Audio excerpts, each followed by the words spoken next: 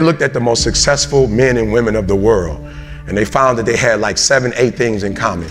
And one of the things they all had in common was a routine. They are obsessed with their routine.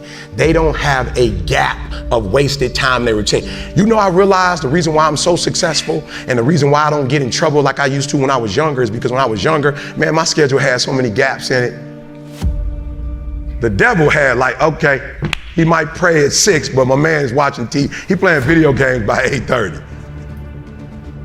It's not that I'm sweeter than nobody. The devil can't get to me because all my time is taken up. And by the time he get to me, I'm asleep. I'm too asleep to sin.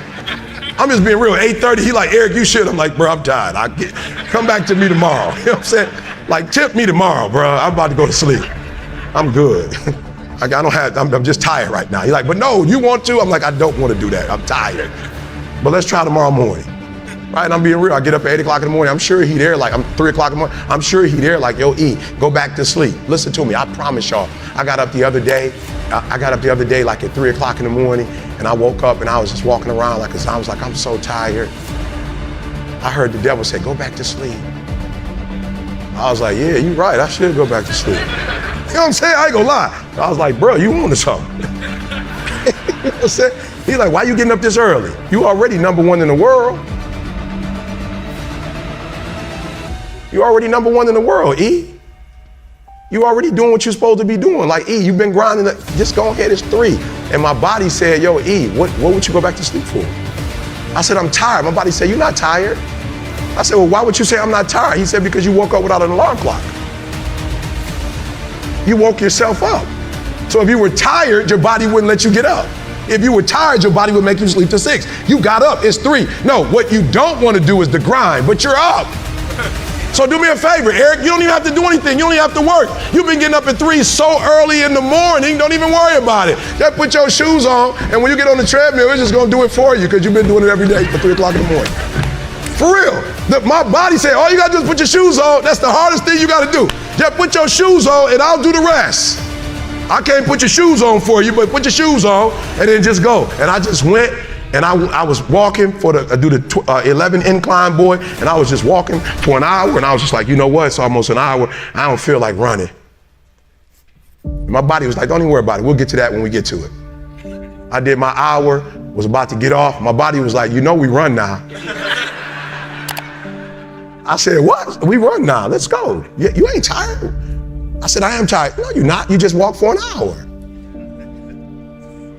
You're not tired, Eric. Your brain is telling you some dumb stuff. If you were tired, you wouldn't have been able to walk for an hour. Okay, so let's do this. Just run for 2 minutes. I'm trying to help somebody right now go to a whole other level. The Bible says the reason why you go back to sleep is because you've always gone back to sleep. It's like a default.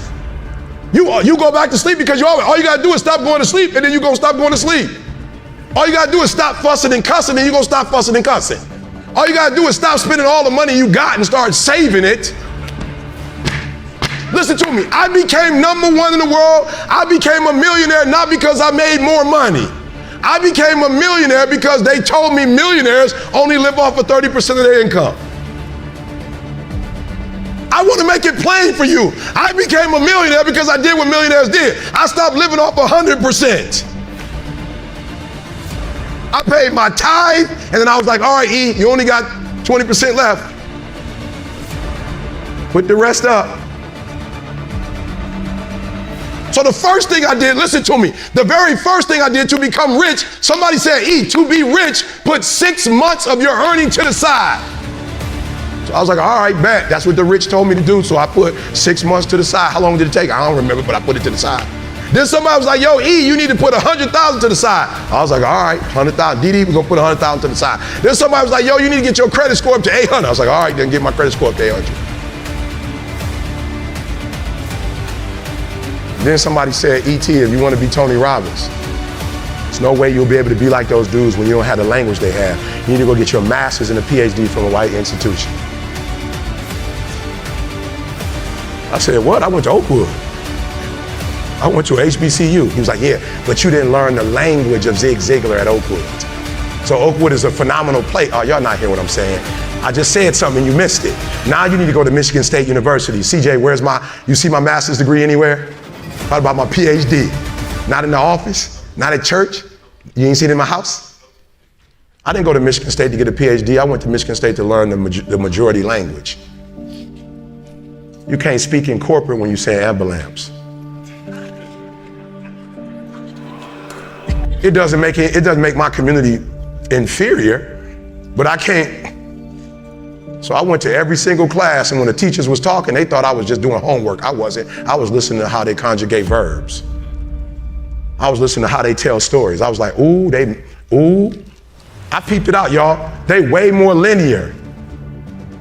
You ever been to a black church before? The pastor, he all over the place. My man told 6 stories. He didn't close none of them. My man had told 6 stories. I promise you. I don't know what you know what I'm saying? But in the hood, you just gotta, you know what, you finish it for him. He was like, this is what he was gonna say. But he never said it though. My man started 6 stories. He ain't finished none story. So that I realized when you do corporate, it's A, B, C, D, E, F. It's 1, 2, 3, 4, 5. It's topic, body. It's topic, support, conclusion. I didn't go to school. I'm not no kid. I don't need nobody 4.0. I don't need to be affirmed. I don't need your paper on my wall. I need your language though if I'm gonna compete. I need your rules if I'm gonna compete. I need your codes if I'm gonna compete. The problem with most of you is you don't have a 1% language. You got a poverty language. No, I wanna help you real quick. You think Warren Buffett reading just to be reading? The majority of you are poor because you read poor stuff. You watch poor stuff. You on Instagram watching fights.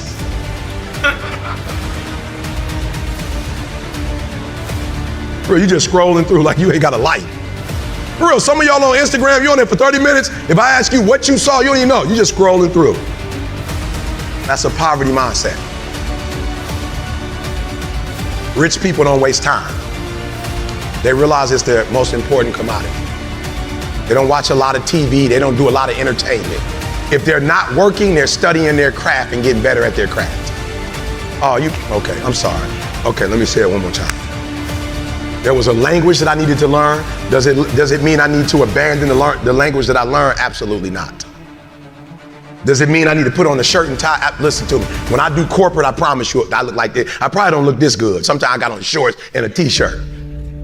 In corporate, why? Because I don't need to necessarily conform. They're not asking me to come to dress up. But I'm so good at what I do, they don't even require a suit. Are you hearing what I'm saying? Some of us don't want to wear a suit, but you're not on that level though. Or you want to wear a suit and act as if your suit is going to compensate for what you are inferior at. Your suit don't make your language sweet. For real, some of you wear suits because you think like you're going to impress somebody with a suit, and you might get in the door, but sooner or later they're going to find out who you are. So I need you to stop having the poverty mindset. So when I quit my job to be an entrepreneur, my mom was like, whoa, what are you doing?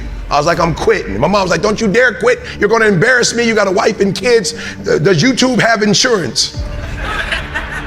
Does YouTube have a 401k? And I was like, yo, mom, I ain't trying to be funny and I ain't trying to be disrespectful. I love you, but you can't teach me how to be a millionaire because you're not one.